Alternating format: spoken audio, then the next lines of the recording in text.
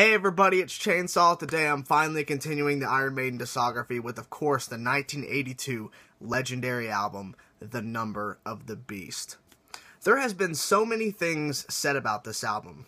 Masterpiece, legendary, epic, 10 out of 10, 5 out of 5, A+, the perfect album. So many things have been said about this album that really anything I say about this release is basically going to be things that have already been said, but I'm just going to give my honest opinion, and let's talk about this legendary album.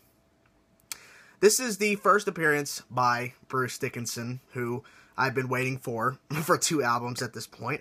No diss to Paul Di'Anno, but Bruce Dickinson is my favorite Iron Maiden vocalist. And he's finally here. And sadly, this is the last time Clive Burr is going to be with the band. But I feel like that with the situation that it was, and that this is his last album, that he went out with a bang. He went out on playing on his last album being The Number of the Beast. The album that really skyrocketed Iron Maiden and is considered one of the greatest or the greatest metal album or heavy metal album of all time from this band or of all time. And so, I feel like that's a huge way to go out. And I feel like that the 2 biggest things that really makes this album so amazing and so well received by fans and anyone who is a fan of metal or a lover of the music is, number 1, Bruce Dickinson himself. I feel like that his power and his energy. He has a powerful voice, the energy, the aggressiveness, his range, everything about him and his vocal style and his lyrical content, and the fact is his voice as well, is what really, I think, pushed Iron Maiden to kind of get into the fold and to really spread out and to really make this album skyrocket, because there's a huge different change in a vibe with this album because of his vocals compared to Paul Di'Anno's. There's definitely a lot more power there, and that's nothing against Paul Di'Anno, but Bruce Dickinson has the more powerful voice in my personal opinion. And I feel like that was one of the biggest things that really pushed this album to be different and pushed this album to be more received and to basically get a wider audience to come check it out and is curious to see what it is. And the second thing is the songs themselves. The songs are fantastic. Okay, 3 of the most popular songs from this album, which 2 of them could be considered their most popular songs ever throughout their whole entire discography. Run to the Hills and the title track, The Number of the Beast. You go to any live show, these are the songs people are craving for. And the actual ending track itself, Hallowed Be Thy Name, which ends this album, is another fantastic song that is well received and well loved by fans. And the other songs that are not so much praised and loved by everyone and throughout the whole entire Iron Maiden fan base are great as well. They really do fit right along with the more loved ones. But all in all, looking at all of the songs put together, this album is just non-stop Iron Maiden, non-stop aggressiveness, non-stop melody, non-stop jam-packed amazing music. And so for me, this album just doesn't get boring to me. This album doesn't get stale. It doesn't get kind of, I'm getting kind of bored of this. Let's go on to something else. This album is just filled with so many great things that really there's not any time where I'm really going, okay, I'm done with it. This album just keeps giving to me, and it shows that it stands the test of time at that point. Because this album came out in 1982, and I could have listened to this album the day I was born and got all the way here now to 2014. And would I be bored with it then? I don't know. But the fact is, when I listen to this album and I think about it, I don't get tired of it. I've been listening to this album and songs off of it for years.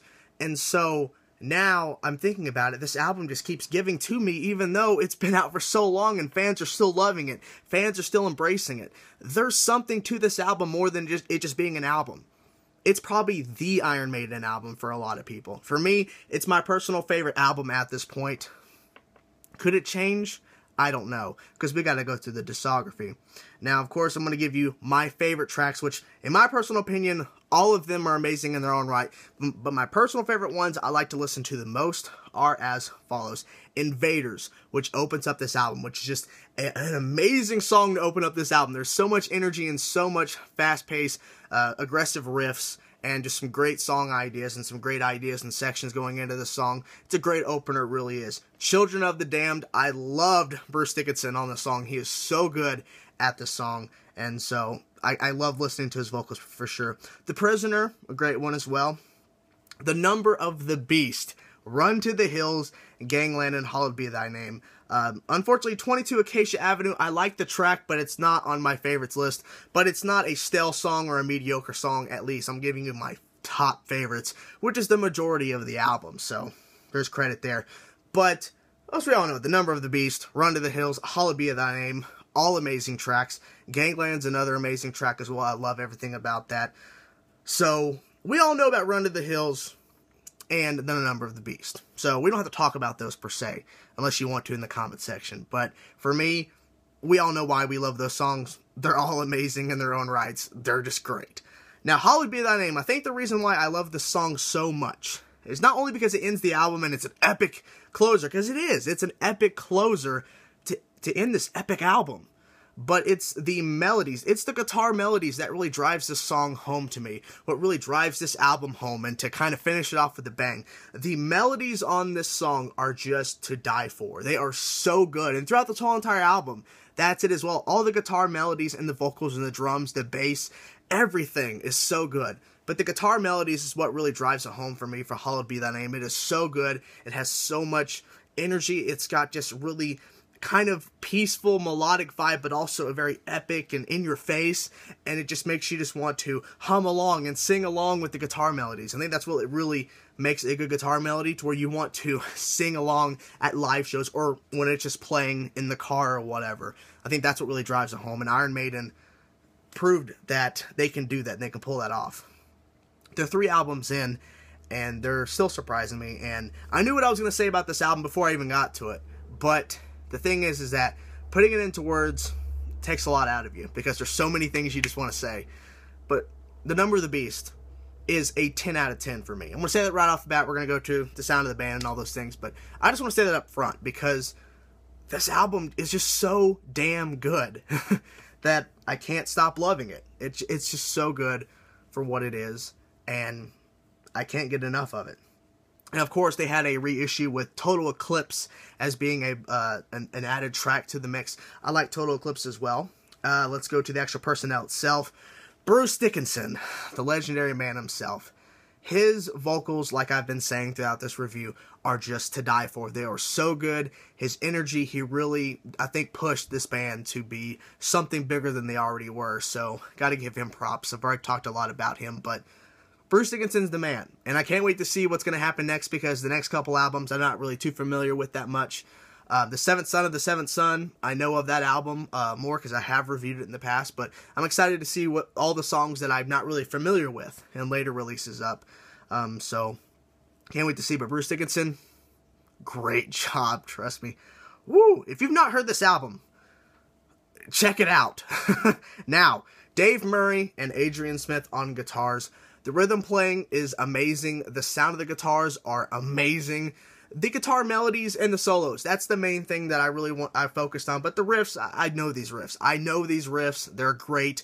But the melodies and solos I wanted to refocus on, because those are the highlights, I think, from the guitar side and the actual instrumentation side, besides the bass and drums, which are great as well. But I'm a guitar lover, and the guitar melodies is what really pulled me into being introduced to Iron Maiden in the first place. So the guitar melodies throughout this whole entire album are just epic. They're so good. I feel like that they really thought about how they're going to come up with these new melodies, because the melodies on the past 2 albums, the self-titled and Killers, are amazing. But we get to The Number of the Beast, they're on another level. They're on another level. The melodies, I'm not talking about riffs and solos, just the melodies. The guitar melodies are so much better on this album. And I can't wait to see what other melodies I have missed out on later releases, but this album, it's a great way to kind of introduce Bruce Dickinson and to kind of introduce this new lineup of Iron Maiden to really have an album that has everything you want. The guitars are just fantastic. The solos are just mind-blowing in sections. I'm really like questioning, how are they playing that? So I want to go to live videos and watch them perform these songs live, and to watch the guitar playing and to really understand what the complex I can't say the word, the complex guitar parts. Let's just keep it simple. And so that's what I really love, is the fact that there's a lot of complex sections within the solos and within the melodies and the riffs that it makes me just want to learn more about this band and the whole idea of how they come up with these songs.